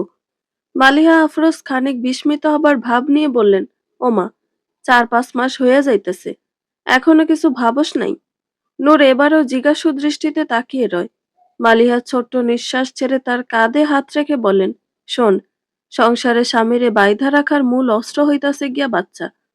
একটা বাচ্চা আসলে সবকিছুতে নিজের বল খাটান যায়, নিজের একখান জায়গা থাকে পরিবারে আলাদা। বাচ্চা নিয়ে কিছু ভাবস না এখনো? নূর হতবাক হয়ে চেয়ে রইল। সময় নিয়ে হেসে বলল, বেঁধে রাখার কি আছে মা? স্বামী কি কোনো পুতুল নাকি যে বেঁধে রাখা লাগবো? তুমি তারা অমন মানুষ ভাইব না, উনি একদম অন্যরকম। নইলে আমার মতো মাইয়ারে বিয়া করব কেন? বালাই ষাট, আমি তারা খারাপ ভাবতাম কেন? না রে মা, সেই জন্য না। একটা বাচ্চা আসলে বড় বউয়ের সম্পর্ক আরো মজবুত হয়। আর এখনকার দিনে মানুষ বাচ্চা নিতে দেরি করে নাকি? নূর চোখ নামিয়ে এদিক ওদিক তাকায়। তাকে কিছুটা বিব্রত হতো দেখেও মালিহা আফরোজ শান্ত গলায় বলেন, দেরি করিস না বেশি। নাতি নাতির মুখ দেখে আমার মরেও শান্তি। নূর রেগে গেল, চোখ কুঁচকে শুধালো, শুধু দেখলে হবে? তুমি জানো না আমি বাচ্চা কাচ্চা পালতে পারি না? সব তোমারই করে দেওয়া লাগবে। মাথায় রাখো। একসঙ্গে হেসে উঠল মা মেয়ে। কতদিন বাদে মায়ের সঙ্গে মন খুলে কথা বলতে পারছে সে। মালিহা আফরোজ রইলেন না বেশি দিন। 3 দিন পেরোতেই ছুটলেন নিজের ভিটেমাটির দিকে। শাম্মা অনেকবার বলেও তাকে আটকাতে পারেনি। মহিলার এক কথা, তার গাছের লেবু, মরিচ, নারিকেল সব অন্যরা নিয়ে যাচ্ছে নিশ্চয়ই। তার যুক্তির কাছে হার মানতে হয়েছে সাম্য, নূর উভয়কে। সীমা খুব বেশি আগ্রহ না দেখালো, শামীমা কদিনে বেয়ানের সঙ্গে এত ভালো আচরণ করলেন যে নূর অবাক না হয়ে পারেনি। যাওয়ার সময় কতবার করে যে আটকালেন। নূর ক্যালেন্ডারের তারিখটা গুনে গুনে দেখল। আজ তাদের বিয়ের পুরোপুরি অর্ধ বছর তথা 6 মাস পূর্ণ হলো। মুস্কি হেসে সাম্যের উপহার দেওয়া একটা গোলাপি শাড়ি পরে একটু সাজল নূর। হাতে চুড়ি পরল, গলায় লকেট দেওয়া চেন, সবই বিয়েতে দেওয়া হয়েছে তাকে। খুব বেশি না সাজলেও তাকে লক্ষ্মীমন্ত বউ লাগছিল বটে, পাক্কা গৃহিণী। সাম্য বাড়ি ফেরে 6টার আশেপাশের সময়। আজ ফিরতে ফিরতে ঠিক 7টা বাজলো। নূর কলিং বেলের আওয়াজ শুনে উঠতে গিয়ে উঠল না, বসেই রইল। উদ্দেশ্য, সাম্য ঘরে এসে তাকে দেখে মুস্কি হাসবে, সামনে এসে একবার বলবে, কি ব্যাপার বেগম, এত সাজগোজ? আপন মনেই যেন লজ্জা পেল নূর। স্বামীমাই দরজা খুললেন। সাম্য তাকে সালাম দিয়ে ভিতরে এলো। নূর আরো একটু জড়সড় হয়ে বসে তাকিয়ে রইল দরজার পানে। সাম্য এলো, তবে তার পরিকল্পনা সঠিক হলো না। ক্লান্ত দেহে ঘরে এসে সে টাই খুলতে খুলতে ড্রেসিং টেবিলের সামনে চলে গেল। ঘড়ি চশমা খুলে রাখলো তার উপর। নূর উঠে দাঁড়িয়ে তার দৃষ্টি আকর্ষণ করে, বলে, আসসালামু আলাইকুম। সাম্য ঘুরে তাকায় না, ছোট করে উত্তর দেয় কেবল। নূর এগিয়ে এসে তার শার্ট খুলতে সাহায্য করে, লুঙ্গি ফতুয়ে এগিয়ে দেয়। বুঝতে পারছে তার স্বামী ক্লান্ত, তবুও মন মানে না যে। প্রতিবার মনে হচ্ছে এই বুঝি সাম্য তাকালো তার দিকে, অথচ তার আশায় জল ঢেলে সাম্য চলে গেল বাথরুমে। নূর পুনরায় আশা বুনে বসে রইল বিছানায়। সাম্য চুল মুছতে মুছতে বেরিয়ে এলো। বিছানায় এসে বসতেই নূর এগিয়ে তার হাত থেকে গামছাটা নিজের হাতে নিল। ধীরে ধীরে চুল মুছে দিয়ে বলল, এসেই সাথে সাথে গোসল করলেন কেন? ঠান্ডা লাগে তো এতে, একটু জিরিয়ে যাবেন তো। সাম্য এক নজর তাকিয়ে পুনরায় মাথা নামালো। চোখ বন্ধ করে ক্ষীণ স্বরে বলল, এমন পিঁপড়ার মতো কি করছো? মাথা চুলকাচ্ছে এতে, জোরে মোছো। নূর ঠিকভাবে মাথা মুছে দিল। মাঝেই জিজ্ঞেস করলো, চিন্তিত আপনি? ওহো। বলতে বলতে ফোনটা হাতে নিল সাম্য। মনোযোগ সহকারে কিছু দেখতে লাগলো। নূরের মন শান্ত হলো না, আবারও জানতে চাইলো, ক্লান্ত লাগছে আপনাকে? অফিসে কিছু হয়েছে? না, হয়নি কিছু, গম্ভীর স্বরের উত্তর সাম্যর। নূর তবুও বলল, কিছু বুঝি না ঠিকই, আপনি তাও বলতে পারেন। সাম্য স্ক্রিনে চোখ রেখে একটু বিরক্তি নিয়ে বলল, এত ভেবো না তো, শরীর খারাপ লাগছে? মাথা ব্যথা করছে? মলম লাগিয়ে দেই? লাগবে না বাবা। নূর এবারও শান্ত হলো না। কিয়ৎক্ষণ ভেবে বলল, তাহলে এক কাপ চা নিয়ে আসি। শ্যামা আচমকা অপ্রত্যাশিত এক কাজ করে বসলো। চোখ নাক কুঁচকে উঠে দাঁড়ালো। অনেকটা ধমকের স্বরে বলল, কথা কানে যায় না? কতবার করে বলছি কিছু হয়নি, লাগবে না কিছু। তাও কানের কাছে সারাক্ষণ ঘ্যান ঘ্যান করছো কেন? বিরক্ত করো না তো মন, নিজের কাজ করো। বলেই হনহনিয়ে বারান্দায় চলে গেল সাম্য। তার এমন অকস্মাৎ ধমকে থ হয়ে বসে রইল নূর। হৃদস্পন্দন দ্বিগুণ হয়ে গেল যেন। শরীরটা কেঁপে উঠল তার। আটকে রাখা দম ছেড়ে এক কঠিন ঢোক গিলল সে। পিছন ফিরে তাকানোর পূর্বে চোখ গেল দরজার পাশে দাঁড়িয়ে থাকা সীমার দিকে। সম্ভবত সে বোতলে পানি নিতে এসেছিল। নূরের চোখে চোখ পড়া মাত্রই যেন ভেংচি কেটে চলে গেল। নূর থেমে গেল পিছনে তাকানো হতে। সাম্য তো আজ অব্দি কখনো এভাবে কথা বলেনি তার সাথে। সামান্য উঁচু গলাতেও কিছু বলেনি তাকে। সেখানে আজ এভাবে ধমক দিল। এমন কি ভুল করল সে? তবে কি সীমার কথাই সত্যি? সময়ের সাথে সাথে সাম্য বদলে যাচ্ছে না তো?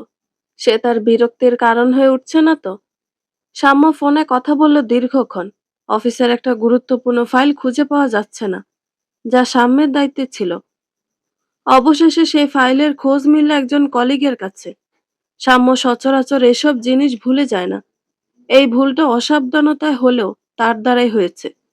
অনেক হয়রানিও করতে হয়েছে এই এক ফাইলের চিন্তায়। ফোনটা কান থেকে নামিয়ে দীর্ঘশ্বাস ছাড়ল সাম্য। নূরের সাথে যে সে না বুঝে খারাপ ব্যবহার করে ফেলেছে, তা বুঝতে পেরেছিল অনেক আগে। এটা তার একটা বদঅভ্যাস বলা চলে। মায়ের সাথেও কতবার এমন হুটহাট খারাপ ব্যবহার করে ফেলেছে তার ঠিক নেই। তবে মা তো এতে অভ্যস্ত। তার অন্তর্মুখী বউ তো নয়। এটা সাম্যের বোঝা উচিত ছিল। বড় ভুল হয়েছে তার। একরাশ অপরাধবোধ মনে পুষে ঘরে এলো সাম্য। নূর তখনও একইভাবে বসে। সাম্য ঠোঁট ভিজিয়ে তার নিকটে এগিয়ে যায়। তার সামনে মেঝেতে নূরের হাঁটুতে মাথা রেখে বসে। সে তখন পাশে তাকিয়ে কোনো এক ভাবনায় মগ্ন। অকস্মাৎ কারো স্পর্শে ঘাবড়ে গিয়ে নিচে তাকায়। সাম্যকে দেখে ভয় কাটে তার। কঠিন ঢোক গিলে বাম হাত এগিয়ে আনে চুলের নিকটে, তবে স্পর্শ করে উঠতে পারে না। সাম্য চোখ বন্ধ রেখেও বোধ হয় বুঝল তা। নিজ দায়িত্বে নূরের কোমল হাতখানা চুলের মাঝে ডুবিয়ে নিল। পুনরায় তার হাঁটুতে মাথা রেখে বলল, কয়েকশো বার সরি বলে তোমার অভিমান ভাঙাতে হবে মুন। তুমি না বুদ্ধিমতী। একটু ঝামেলার মধ্যে ছিলাম গো, নইলে আমি এভাবে কথা বলতাম না। চাঁদ। নূর ধীরে ধীরে তার চুলের মাঝে হাত বুলালো। নিচু স্বরে জানালো, বুঝেছি আমি। আপনার কথা শোনা যাচ্ছিল ঘর থেকে। সাম্য চুপ করে রয় বেশ কিছুক্ষণ। মিনিট পাঁচেক অতিবাহিত হতেই মাথা তুলল সে। কিছু না বলে উঠে গিয়ে ঘরের দরজাটা লক করে পুনরায় ফিরে এলো। বিছানায় চিত হয়ে শুয়ে মাথা রাখলো নূরের কোলে। শক্ত করে তার কোমর জড়িয়ে ক্লান্ত স্বরে শুধালো, কষ্ট পায় না চাঁদ? মাথায় টেনশন থাকলে ভালো কথা আমার শুনতে ভালো লাগে না। তুমি বউ আমার, এটুকু বুঝে নিও। আমাকে স্বাভাবিক মনে না হলে চুপচাপ থাকবে। আমি নিজে থেকে শান্ত হয়ে যাব। আচ্ছা, পরের বার থেকে চেষ্টা করব নিজেকে কন্ট্রোল করার। তবুও না পারলে একটু মানিয়ে নিও। আমি কষ্ট পাইনি। সাম্য চোখ তুলল হুট করে। সত্যি? নূর মাথা নাড়িয়ে স্মিত হাসে। সাম্য সোজা হয়ে তার চোখে চোখ রেখে বলে, তাহলে কথা বলো। কি লাগবে আমার তা জিজ্ঞেস করো। চুপ করে থেকো না প্লিজ। নূর কথা বলল না। চোখ নামিয়ে রইল। সাম্য উঠে বসলো পাশে। তার হাত দুটি নিজের হাতের মুঠোয় নিয়ে বলল, ভয় পাচ্ছ কেন আমাকে? ভুল করে একটু বকেছি মানলাম। এত বড় ভুল করে ফেলেছি? নূর তড়িঘড়ি করে দ্বিমত প্রকাশ করল। কেন এমন ভাবছেন? আমি সত্যিই কষ্ট পাইনি। আপনি এর চেয়ে বেশিও যদি বকতেন আমি কিছুই মনে করতাম না। তাহলে মুখ গোমড়া করে আছো কেন? নূর তার চোখে চোখ রাখল। তার দিকে পুরোপুরি ঘুরে নিজের হাত দুটো ছাড়িয়ে নিল। বিপরীতে শক্ত করে চেপে ধরল সাম্যের হাত। কম্পনরত স্বরে থেমে থেমে বলল, আপনি কোনো কারণে বিরক্ত নন তো আমার ওপর? সাম্য অবাক হয়ে বলে, বিরক্ত কেন হব? এর আগে আমার কোনো ব্যবহারে তোমার তেমনটা মনে হয়েছে? নূর একটু ভেবে মাথা নাড়ল। সঙ্গে সঙ্গে পুনরায় ব্যতিব্যস্ত হয়ে শুধালো, যদি কখনো তেমনটা হয়? আমি আপনার শত রাগ সহ্য করতে পারবো সাম্য, কিন্তু বিরক্তি মেনে নিতে পারবো না। সাম্য তার এক অশান্ত রূপ দেখল আজ প্রথমবার। নূর একনাগাড়ে বলল, আমি জানি আমি আপনাদের মতো আধুনিক নই, সুন্দর নই, কিন্তু আপনার বউ তো। আপনি আমাকে নিজের পছন্দের তৈরি করে নিন। সত্যি বলছি, আপনি যেভাবে বলবেন আমি সেভাবেই চলবো। কথা বলতে বলতেই চোখে জল চলে এলো নূরের। সাম্য তার দুগালে হাত রেখে তাকে শান্ত করার চেষ্টা করল। চোখের জল মুছিয়ে দিয়ে বলল, মন, কিসব বলছো? এমন কথা তোমার থেকে আশা করি না আমি। নিজেকে আমার দাসী মনে করছো তুমি? হ্যাঁ? লজ্জায় ফেলছো কেন আমাকে? তুমি আমার হাতের পুতুল নও যে যেভাবে খুশি সেভাবে সাজাবো। তুমি স্ত্রী আমার, তোমার ওপর আমার অধিকার আছে তা ঠিক, তবে তার মানে তোমায় গোলাম বানিয়ে রাখা নয়। তুমি নিজের ইচ্ছেতে চলবে, তা তোমার অধিকার। আমি কোনো ভুল করলে তা শুধরে দেওয়া যেমন তোমার দায়িত্ব, তুমি কোনো ভুল করলেও তা শুধরে দেওয়া আমার দায়িত্ব। তবে এছাড়া তুমি যেমন আছো তেমনই থাকবে। আমি তোমাকে সেভাবেই আগলে রাখবো, ভালোবাসবো। নূর লজ্জিত হয়ে চোখ নামিয়ে নিল। সাম্য তার মুখটা আবারও উঁচু করে বলল, আমাকে নিয়ে তো ভয় কিসের তোমার? বিশ্বাস নেই আমার ওপর? এমা, তা না, আমি বিশ্বাস করি তো আপনাকে। কিন্তু, কিন্তু কি? নূর তার গম্ভীর কণ্ঠ বুঝতে পেরে শক্ত বাঁধনে জড়িয়ে ধরল তাকে। চোখ বন্ধ করে বলল, মাঝে মধ্যে কি যে হয় আমার, বুঝতেই পারি না। সাম্য ছোট করে নিঃশ্বাস ছাড়ল একবার। মিছে রাগ দেখিয়ে বলল, এমনিতেই মন মেজাজ ভালো ছিল না। তুমি এসব কথা বলে মাথাটা আরো গরম করে দিলে। নূর মাথা তুলে করুণ চোখে চাইল। সাম্য এতক্ষণে খেয়াল করল তার সাজগোজ, চোখের জলে কাজল লেপটেছে একটু। মেয়েটার প্রতি তার ভীষণ মায়া হলো। তাকে একটু জ্বালানোর ইচ্ছেটুকু ভুলে গেল সঙ্গে সঙ্গে। ছড়িয়ে যাওয়া কাজলটুকু বৃদ্ধাঙ্গুলের সাহায্যে মুছে দিয়ে নিচু স্বরে বলল, বিয়ের আগে এক কলিগ বলতো, মাথা ঠান্ডা করার সবচেয়ে দারুণ অস্ত্র হলো বউ। এক্ষেত্রে দুটো উপায় রয়েছে। নূর জিজ্ঞাসু দৃষ্টিতে তাকিয়ে রইল। সাম্য সামান্য নিচু হয়ে তার কপালে কপাল ঠেকিয়ে মুচকি হেসে বলল, এক, সমস্ত রাগ বউয়ের উপর ঝেড়ে ফেলে, আর দুই, তাকে ভালোবেসে। নূর চোখ বন্ধ করে মাথা ঝুঁকিয়ে নেয়। সাম্য ঠিক তার কানের কাছে মুখ এনে ফিসফিসিয়ে বলে, কথার সত্যতা যাচাইয়ের চেষ্টা করা উচিত। রাত তখন 10টা ছাড়িয়েছে।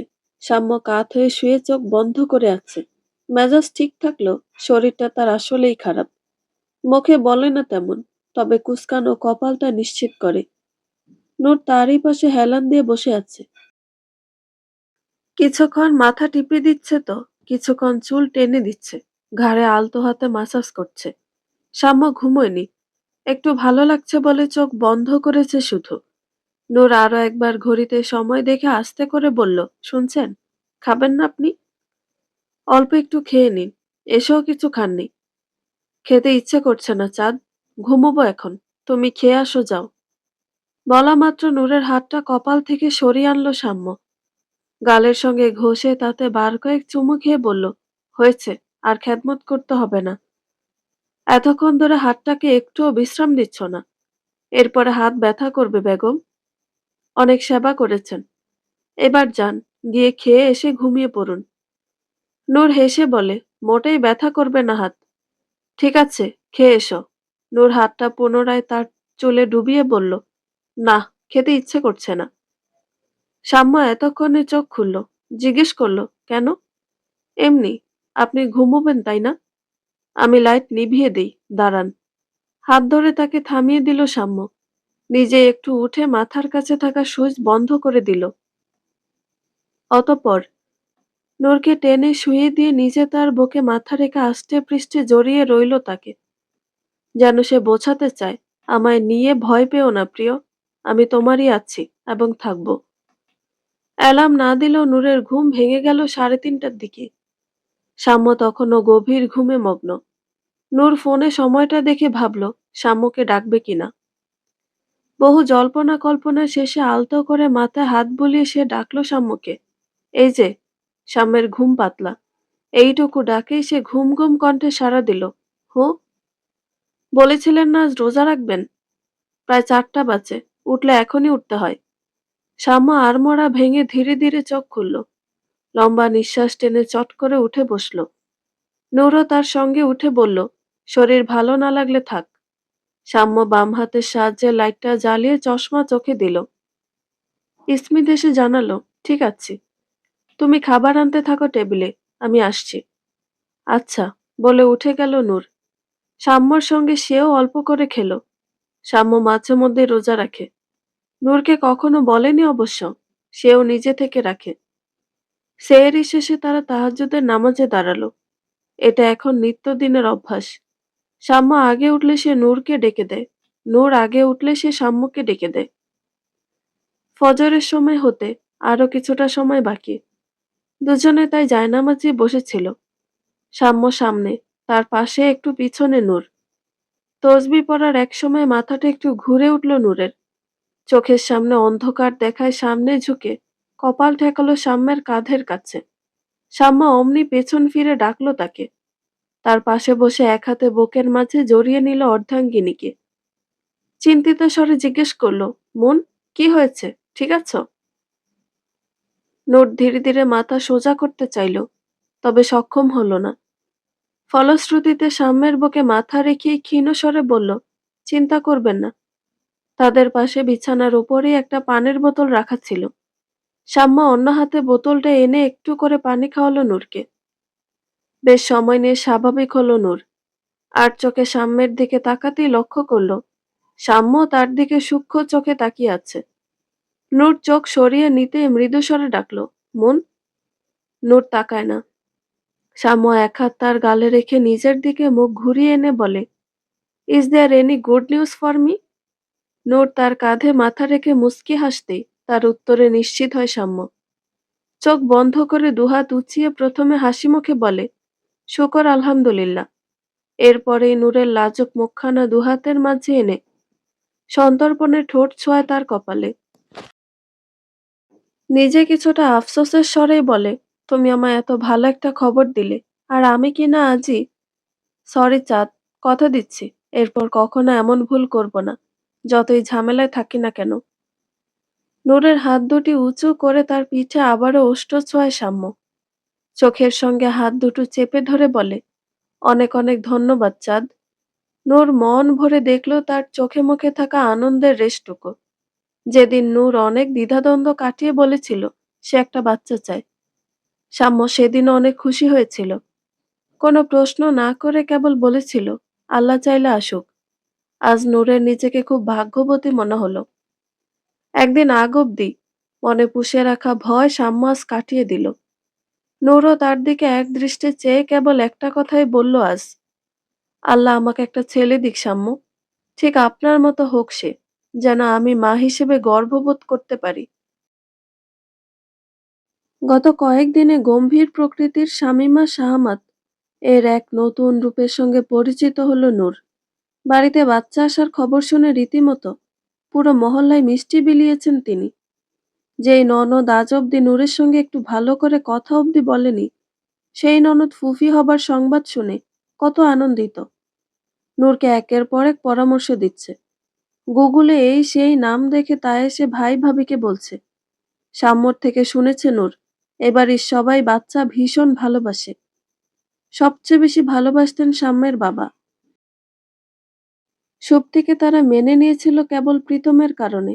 নূর নিজের চোখে দেখেছে, প্রীতম বাড়িতে এলেই সাম্য সীমা কতটা আহ্লাদী হয়ে যায়। আগে মায়ের কথাকে খুব বেশি পাত্তা না দিলেও এখন নূরের সত্যিই মনে হচ্ছে মেয়েদের জীবনে একটা বাচ্চার গুরুত্ব অনেক। এই ভেবে প্রতি মোনাজাতে সে আল্লাহর শুকরিয়া আদায় করে। সাম্য কত যত্ন নেয় তার, তবে একবারও বলেনি সারাদিন শুয়ে বসে থাকতে।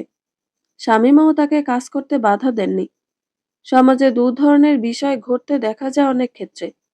প্রথমত, গর্ভাবস্থাকে কোনো বড় বিষয় না মনে করে ঘরের বউকে দিয়ে সকল কাজ করানো। আর দ্বিতীয়ত, সময়টাকে একটা বিরাট অসুস্থতা মনে করে যাবতীয় সকল কাজ থেকে বউকে বিরত রাখা।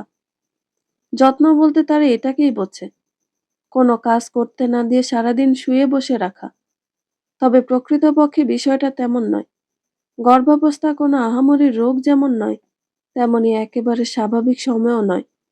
আর পুতুল সাজিয়ে বসিয়ে রাখার মতো যত্ন অনেক ক্ষেত্রে সুফলের বদলে কুফলও বয়ে আনতে পারে। এই সময়ে সচেতন থাকা উচিত অবশ্যই।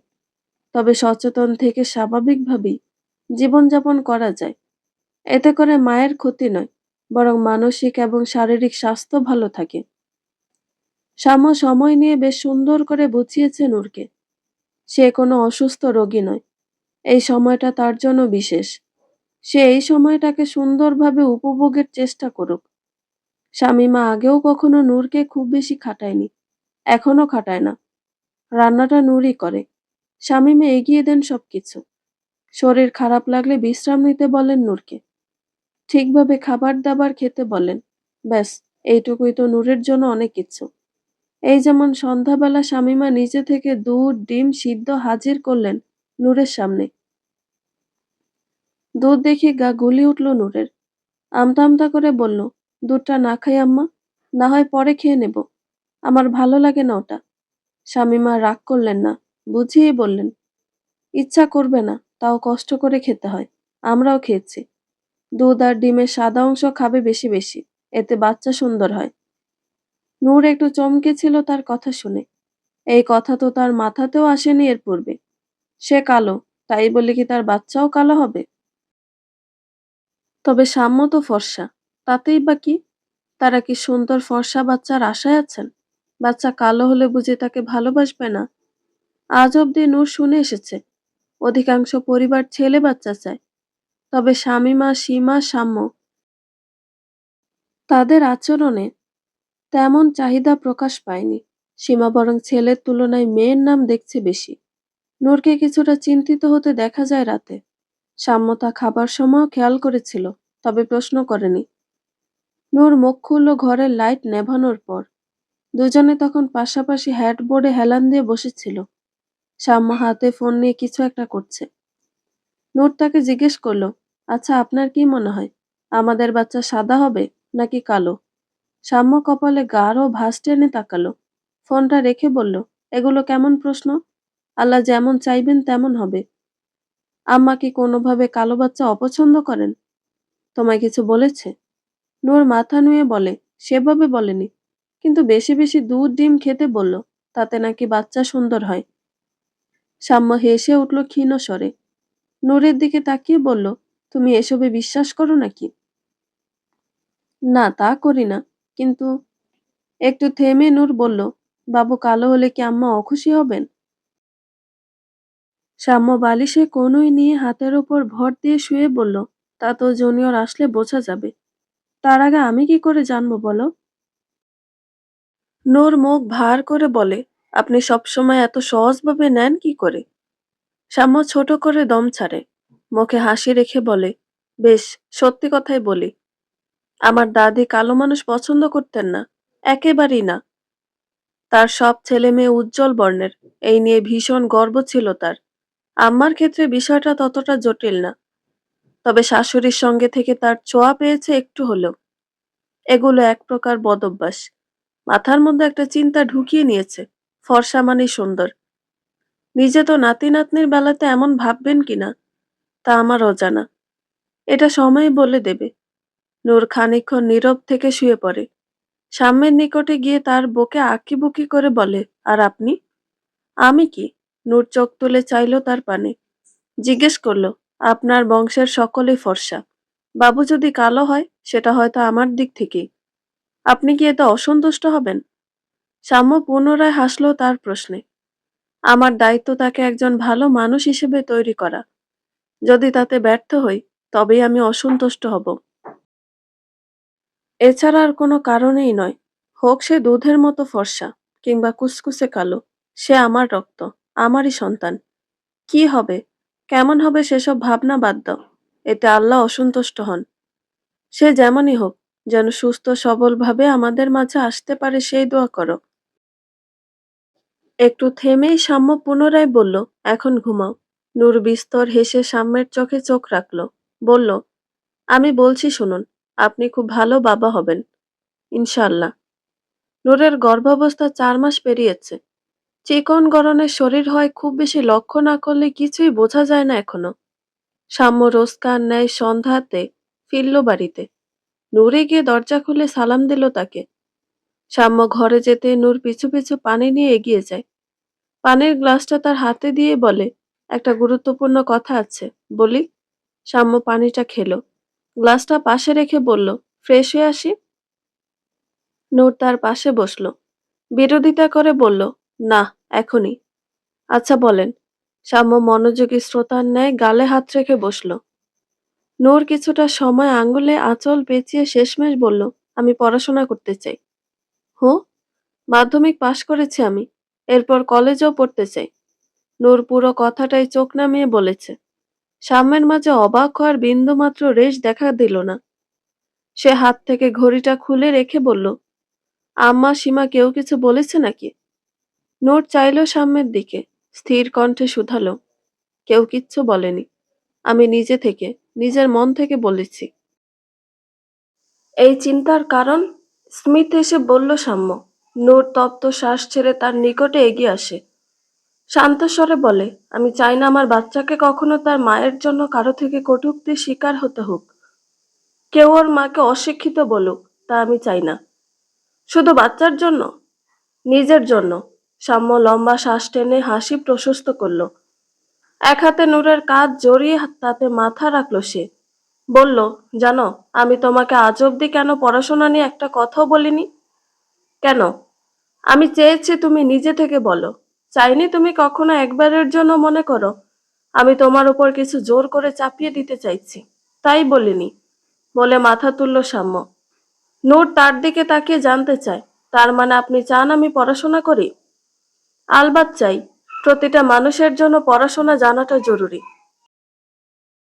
বাচ্চার কথা বাদ দিলেও নিজের জন্যই পড়াশোনাটা দরকার। নিজে শিক্ষিত হলে অন্য কারোর উপর নির্ভর করে চলতে হয় না। একটা আলাদা জোর থাকে। সবচেয়ে বড় কথা, সেলফ স্যাটিসফ্যাকশন পাওয়া যায়।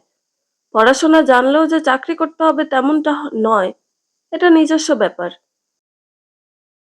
তবে তুমি যে নিজে থেকে কথাটা বললে, এতে আমি সত্যিই খুব খুশি হয়েছি চাঁদ। নূর এক দৃষ্টিতে তাকিয়ে রয়। শাম্মা উঠে দাঁড়িয়ে চশমাটা ড্রেসিং টেবিলে রেখে বলে, মাধ্যমিকের সার্টিফিকেট আছে না? মাথা কাত করে হ্যাঁ বলে নূর। বেশ, পরের বার বাড়িতে গেলে নিয়ে আসবে।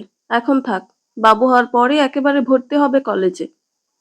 পড়তে যখন চেয়েছো ভালোভাবে মন দিয়েই কিন্তু পড়তে হবে, নইলে আমি বকবো। স্টুডেন্ট থাকাকালীন অনেক জায়গায় রাগে টিচার খেতাব পেয়েছি আমি। নূরের হাসির আওয়াজ না শুনে সাম্য ফিরে তাকালো। তাকে এক দৃষ্টে চেয়ে থাকতে দেখে বলল, কি দেখছো? নূর মৃদু হেসে সাম্যের সামনে এসে দাঁড়ায়। লাজ লজ্জা ভুলে হুট করে চুমু খেয়ে বসে তার দাড়ি ভর্তি গালে। সাম্য তার এহেন কাণ্ডে বিস্তর অবাক হয়। নূর তাতে ভ্রুক্ষেপ না করে সাম্যের মাথাটা দুহাতে ধরে নিচু করে আনলো। ঘটনার আকস্মিকতায় সাম্য অবাক হয়ে বলল, আরে আরে, কি করছো মন? নূর শুনলই না। চোখ বন্ধ অবস্থায় বিড়বিড় করে বেশ কিছু দোয়া দরুদ পড়ল বোধহয়। পরক্ষণে তার মাথায় বার কয়েক ফু দিয়ে বলল, হায় আল্লাহ, কারো নজর না লাগুক আপনার ওপর। এতগুলো মাস যাকে নিয়ে এত ভাবলো, সে কেমন হবে? ছেলে হবে নাকি মেয়ে হবে? সাদা হবে নাকি কালো হবে? সব চিন্তারা যেন মুছে গেল এক নিমিষেই। কাঙ্ক্ষিত সেই ব্যক্তির আগমনে। ছেলে মেয়ে সাদা কালো সবকিছু ভুলে বসল নূর। মাথায় কেবল একটাই কথা ঘুরল, এটা তার সন্তান। সে এই বাচ্চার মা। যতক্ষণ বাচ্চাকে তার বুকের সাথে মিশিয়ে রাখা হলো, সে অনুভবই করল এই উষ্ণ দেহের আগমন। ৯ মাস এই ছোট্ট প্রাণটার সাথে তার কত কত স্মৃতি। শেষের দিনগুলোতে তার সঙ্গে সাম্য কতটা ব্যাকুল হয়েছে তা জানা নূরের। বাচ্চাকে পরিষ্কার করে সাদা তোয়ালেতে যখন পেঁচানো হলো, নূর তখন একটু স্বাভাবিক হতে পেরেছে। মেডিকেল অ্যাসিস্ট্যান্ট তাকে হাসি মুখে বললেন, ছেলে কিন্তু আপনার মতোই হয়েছে। নূর হাসল তার কথায়। তিনি বোধহয় সাম্যকে দেখেইনি। ছেলে মায়ের রং পেল, দেখতে অবিকল বাবার মতো। নূর তো তাই চেয়েছিল, ছেলে বাবার মতো হোক, বিশেষত ব্যক্তি হিসেবে। নূর ঘুমিয়ে পড়েছিল একটু, তাকে কেবিনে দেওয়া হলো। ঘুম খুব বেশিক্ষণ স্থায়ী হয়নি। যখন চোখ খুলল, কানে ক্ষীণসরা আজানের ধ্বনি বাজতে এসে পাশে তাকালো। ছেলেকে তার ডান পাশেই শোয়ানো। তার এই ডান কানে ধীরে ধীরে আজান দিচ্ছে সাম্য। আজান শেষে সাম্য ছেলের কপালে আলতো এক চুমু খেলো। চোখ সরিয়ে তাকালো নূরের দিকে। তার চোখ খোলা দেখে মাথায় হাত বুলিয়ে জানতে চাইলো কেমন লাগছে এখন। নূর স্মিত হেসে মাথা নেড়ে বোঝালো, ভালো। সাম্য সরে দাঁড়ায় এবার। নূরের অবাক হওয়ার পালা সবে শুরু হয় তখন। শামীমা এসে কোলে তুলে নেন নাতিকে। সীমা পাশে দাঁড়িয়ে তার গালে আঙুল ছুঁয়ে দিচ্ছে। কত উৎসাহিত সে, আনন্দে আত্মহারা দুজনেই। নূর সাম্যের পানে চায় একবার। চোখাচোখি হতেই সাম্য এগিয়ে আসে। পাশে রাখা টুলে বসে একটু নিচু হয়ে বলে, এত অবাক হচ্ছ কেন? অবাক হবে নাই বা কেন সে? গত 2 দিন হাসপাতালে ভর্তি ছিল। পাশের কেবিনে এক মহিলার বাচ্চা হলো গতকাল। ভালোই চাপা বর্ণের। শামীমা এখানে বসেই কত কথা বললেন সেই নিয়ে। সাম্য একবার ধমক দেওয়ায় পরে চুপ হয়ে গিয়েছিলেন অবশ্য। তবে নূর মোটামুটি নিশ্চিত ছিল, তার সন্তান কালো হলেও শামীমা একইভাবে নাক ছিটকাবেন। অথচ চোখের সামনে যা দেখছে তা সম্পূর্ণই বিপরীত। নিজের নাতির গায়ের রঙের দিকে বুঝি সে তাকায়নি। হাসিমুখে কত কথা বলছেন। বাচ্চাটা একটু কেঁদে উঠলেই তাকে শান্ত করার জন্য পায়চারি করছেন। নূর সাম্যের প্রশ্নের জবাবে বলে, আপনি অবাক হচ্ছেন না? খুব একটা না। কি করে? সাম্য তার দিকে ঝুঁকে আস্তে করে বলে, পরের বেলায় 2 আনা হোক আর না হোক, নিজের বেলায় মানুষ 16 আনাই চায়। তার কথার অর্থ সেকেন্ডেই বুঝে নেয় নূর। নিজের নাতি বলে শামীমা গায়ের রঙকে পরোয়াই করছেন না, করবেনও না। কালো হোক বা সাদা, নিজের তো, নিজের রক্তের তো। সাম্য মা বোনের দিকে তাকিয়ে হাসল। এ যেন তৃপ্তির হাসি। নূরের কানের কাছে মুখ এনে বলল, মানুষ তো যে কোনো উছিলায় বদলায়। এই উছিলায় না হয় আমার আম্মাজানটাও একটু বদলে যাক। নূর সাম্যের অতি আদরের ছেলের নাম রাখা হলো শামীম শাহমাত। দিনে কতবার যে ছেলেকে দেখে মাশাল্লাহ বলে তারা দুজন। জন্মের কিছুদিন পর বোঝা গেছে, সে মূলত বাবা মা কারো গায়ের রঙই পায়নি। সে হয়েছে দুজনের মধ্যম বর্ণের, যাকে ফর্সাও বলা যায় না, আবার শ্যামলাও না। বড় বড় চোখ দুটির পাপড়ি দেখে সীমা কত যে হিংসা করে। মেয়েদের চোখের পাপড়ি অত ঘন হয় না। ছেলে হয়ে তার এ সকল সৌন্দর্যের কি প্রয়োজন? ভাতিজার টানে সুপ্তিও সবকিছু ভুলে ছুটে এসেছিল বটে। একটা মাত্র ভাই তার। প্রথমবার ফুফু হলো সে। রাগ ধরে রেখে এই সুন্দর মুহূর্তগুলো নষ্ট করে কি লাভ? তবে প্রীতম বাঁধিয়েছে আরেক বিপত্তি। ভাইয়ের সীমানাতেও আসে না সে। প্রথমবার যখনই এসে একটু গালে আঙুল ছোঁয়ালো, অমনি চিৎকার করে কাঁদতে শুরু করেছিল সামিন। বেচার এমন ভয় পেয়েছে, সাম্যের ঘরেও আসে না। তার মা একটু সামিনকে কোলে নিতে গেলেও দূর থেকে কান্না শুরু করে দেয়। সীমা তাকে কত পচায় এই নিয়ে। সামিন জন্মানোর পর নূরের মনে হয়েছিল, ভাবনা থাকলেও পড়াশোনাটা বুঝি আর করা হবে না। বাচ্চা নিয়ে পড়া চালিয়ে যাওয়া চারটেখানি কথা তো নয়। এই অসাধ্য সাধন খুব কম নারীই করতে পারে। নূর হয়তো তখন বোঝেইনি, তার পাশে সাম্যের মতো একজন স্বামী রয়েছে। পুরোপুরি বদলে যাওয়া একজন শাশুড়ি, দুজন ননদ রয়েছে। আর নিজের মা তো আছেনই। তবুও সাহস হচ্ছিল না নূরের। তার চিন্তাধারায় আগে সে একজন মা। মা হিসেবে কখনো এক মুহূর্তের জন্য সে নিজেকে অযোগ্য মনে করতে চায় না। পড়াশোনায় ব্যস্ত হওয়ার ফলে যদি বাচ্চাকে সে ঠিকঠাক সময় না দিতে পারে তাহলে? এইটুকু দুধের শিশু। সাম্য তখন কত উদাহরণ দিয়ে বোঝালো তাকে। সমাজে এমন অনেক সিঙ্গেল মাদার রয়েছেন, যারা বাচ্চাকে সঙ্গে নিয়ে পড়াশোনা শেষ করেছেন, বাচ্চাও সামলেছেন, সঙ্গে পড়াশোনাও করেছেন। সেখানে নূরের পাশে একটা পরিবার আছে। নূর নতুন ভাবে পড়া শুরু করতে চায়, এ কথা শুনলে শামীমা কখনো বাধা দেবেন না। শিক্ষিত পরিবার তাদের, বাড়ির বউ শিক্ষিত হোক, এ ব্যাপারে তিনিও সম্মতি দেবেন নিশ্চয়ই। সাম্য জোর করেননি নূরকে, কেবল বুঝিয়ে গেছে প্রতিনিয়ত। আল্লাহর ওপর ভরসা রেখে এগিয়ে যাওয়ার অনুপ্রেরণা দিয়েছে। অবশেষে নূর মনস্থির করতে পেরেছে, বছর খানেক বাদে সামিন তখন একটু আধটু দাঁড়াতে পারে। ছোট থেকে দাদি ফুফুর সঙ্গে সঙ্গে থাকায় মায়ের ন্যাওটা তৈরি হয়নি সে। অনেকটা সময় তাদের সাথে খুশি খুশি থাকতে পারে। অতঃপর 11 মাসের বাচ্চা নিয়ে শুরু হলো নূরের নতুন যাত্রা। পড়াশোনা করতে তার অনেক ভালো লাগে। বিষয়টা তেমন না। সে মধ্যম কাতারের ছাত্রী। সাম্য চায়ওনি তাকে প্রথম হিসেবে তৈরি করতে। প্রথমত, দ্বিতীয় হয়তো আর জীবনের সবকিছু নয়। মেয়েটা সাধ্য অনুযায়ী চেষ্টা করছে, এতটুকুই যথেষ্ট। উচ্চ মাধ্যমিকে অবিশ্বাস্যভাবে যেদিন জিপিএ 5 পেয়ে বসলো নূর, সাম্য খুশিতে পুরো বিল্ডিং এ মিষ্টি খাইয়েছিল। তবে নূর ছিল ঘোরের মধ্যে। সে ভালো রেজাল্ট প্রত্যাশা করেছে ঠিকই, তবে এতটাও নয়। সাম্যকে কয়েকবার বুঝিয়েছে। আমি বলছি শুনুন, নিশ্চিত টিচাররা অতিরিক্ত নম্বর দিয়েছে। যুবতীর কথা শুনে বাপ বেটার সে কি হাসি। সাম্যের হাসি দেখে সামিনও প্যাট চেপে ধরে হাসছিল। শেষে গিয়ে নূরও হেসেছে মন খুলে। উচ্চ মাধ্যমিকের পর মাথায় এসে যায় নতুন চিন্তা। অ্যাডমিশন নামক যুদ্ধে নামাটা মোটেই সহজ কাজ নয়। সামিনের তখন 3 বছর বয়স। ছেলেকে নিয়ে নূরের চিন্তা নেই, তাকে বাকিরাই সামলে নেয়। সাম্য প্রতিবারের মতো একটাই কথা বলে, তুমি চেষ্টা করে যাও, ফলাফল আল্লাহ ঠিকই দেবেন। যুদ্ধের মাঝে বিরতি মিলল 3 দিনের। শক্তি এলো প্রীতমকে নিয়ে। সে এখন 6 মাসের গর্ভবতী। সীমার বিয়ে হয়েছে কয়েক মাস আগে। এই তো 1 মাস শ্বশুর বাড়ি থেকে সেও এলো বাপের বাড়িতে। সামিন বেশ শান্ত ছেলে, কাউকে বিরক্ত করে না তেমন। সীমাকে পেলে আর কিছুই লাগে না তার। দিব্যি ফুফির কোলে বসে আইসক্রিম খাচ্ছে সে।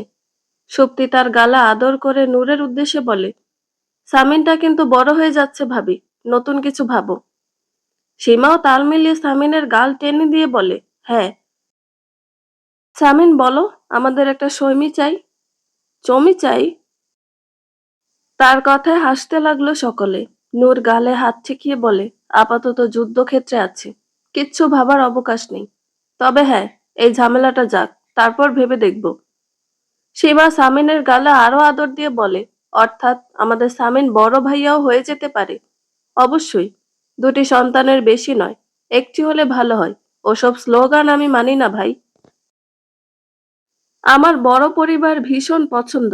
আল্লাহ যদি দেন অন্তত 3টে বাচ্চা তো আমার চাই। জীবনে ভাই বোন থাকাও জরুরি। আমি একা থেকে বুঝি একা থাকার কষ্ট কতটা। তোমাদের ভাই বোনেদের দেখে কি যে আনন্দ লাগে আমার। নূরের কথায় সম্মতি জানায় সুপ্তিও। তখনই সাম্য এসে দরজার কাছে দাঁড়িয়ে বলে, সামিন, প্রীতম, এদিকে এসো তো। তারা ছুটে চলে গেল সাম্যের কাছে। শুক্রবার হয় সাদা পাঞ্জাবি পরে মসজিদে গিয়েছিল সাম্য। বাচ্চাদের মিলাদে জিলাপি দিতেই ডেকেছে। ইস, কত সুখী পরিবার তাদের। সামিনকে রাতে ঘুম পাড়ানোর দায়িত্ব সাম্যের, সেই ছোটবেলা থেকে। বাবা একটু মাথায় শরীরে হাত বুলিয়ে দিলেই সে ঘুমের রাজ্যে তলিয়ে যায়। নূর আয়নার সামনে বসে চুল আঁচড়াচ্ছিল আর আর চোখে বাবা ছেলের কাণ্ড দেখছিল। সামিন ঘুমিয়ে যেতেই সাম্য নূরের পাশে এসে দাঁড়িয়ে বুকে হাত গুজে বলল, সারাদিন তো দেখলাম, একবারও বই ছোঁয়া হয়নি নিশ্চয়ই। মনে রেখো, আর 1 মাস বাকি। 10টা বাজে মাত্র। 2 ঘন্টা পড়ো এখন, আমি বসছি পাশে। নূর ঠোঁট উল্টে তাকালো। আহ্লাদী হয়ে বসা অবস্থাতে সাম্যের কোমর জড়িয়ে ধরে বলল, আজকে না, ঘুম পেয়েছে। এমন করলে চলে? নূর ভ্রু কুঁচকে উপরে তাকায়। আপনি আজকাল বড্ড জ্বালাচ্ছেন। সাম্য তাল মিলিয়ে বলে, তুমিও আজকাল বড্ড ফাঁকিবাজি করছো। নূরের দৃষ্টি করুন। সাম্য তা দেখে হেসে ওঠে। বলে, আচ্ছা ঘুমাও। আসলেই? হুম, আসলেই। নূর তাকে ছেড়ে দিয়ে একগাল হেসে বলল, ধন্যবাদ। সাম্য আরেকটু টেবিল টেনে বসলো তার পাশে। থুতনিতে হাত ঠেকিয়ে বলল, কি বলছিলে ওদেরকে? অন্তত 3টে বাচ্চা চাই? নূর অবাক হলো না। সে জানতো সাম্য কথা শুনতে পেরেছে। তাই স্বাভাবিক থেকেই বলল, অবশ্যই। ছোট পরিবার ভালো লাগে না আমার। 3টের বেশি হলেও সমস্যা নাই। সাম্য হো হো করে হেসে উঠল। বলল, আব্বু একই কথা বলতো, বড় পরিবার চাই। ঠিকই বলতেন, বলে সাম্যের দিকে ঘুরল নূর। তার চুলের দিকে আঙুল উঁচিয়ে শুধালো, এই দেখুন, আপনার ওই চুলটা পাকা মনে হচ্ছে। সাম্য তার আঙুলটা ধরে ফেলল। একটু এগিয়ে এসে বলল, আমার চুল আরো আগেই পেকেছে চাঁদ। ইনিয়ে বিনিয়ে কথা বলে লাভ নেই, আগে পড়াশোনা শেষ করুন। নূরের পছন্দ হলো না তার কথাটা। সে মুখ ফোলাতেই সাম্য বলল, একজনকে নিয়েই আপনি পড়তে পারবেন না, আবার 2-3 জনের কথা ভাবছেন কি করে? একজনকে নিয়ে যখন পেরেছি, 3 জন হলেও পারবো। আচ্ছা? নূর বেশ জোর খাটিয়ে বলল, অবশ্যই। একজনকে সীমার কাছে, আরেকজনকে সুপ্তি আপুর কাছে পাঠিয়ে দিব, আর আম্মা তো আছেনই। আমার আর চিন্তা কিসের? সাম্য মুচকি হেসে বলে, আপনার ভালোবাসায় ভাগ পড়বে না বুঝি? মোটেই না। নিজেও হাসল নূর। সাম্য চিন্তিতভাবে বলে, একা আমি এতজনকে জায়গা দেব কোথায়? নূর এগিয়ে এলো তার দিকে, এক হাত তার বুকে রেখে জানালো, এখানে। সাম্য একদৃষ্টে তাকিয়ে রয় কিছুক্ষণ, মাথা নিচু করে কিছুটা ক্ষীণ স্বরে বলে, তাহলে চাঁদের স্থান কোথায়? নূর মুচকি হেসে মাথাটা এলিয়ে দিল সাম্যের বুকের বাম দিকটাতে। লম্বা নিঃশ্বাস টেনে চোখ বুজে বলল, চাঁদের স্থান এই যে এখানেই, আপনার হৃদপিঞ্জরে। বন্ধুরা, গল্পটি ভালো লেগে থাকলে একটা লাইক করে দিবেন এবং গল্প সম্পর্কে কোনো মতামত জানানোর থাকলে কমেন্ট করতে পারেন। নতুন নতুন আরো গল্প শোনার জন্য চ্যানেলটি সাবস্ক্রাইব করে পাশেই থাকবেন। ধন্যবাদ সবাইকে। ভালো থাকবেন।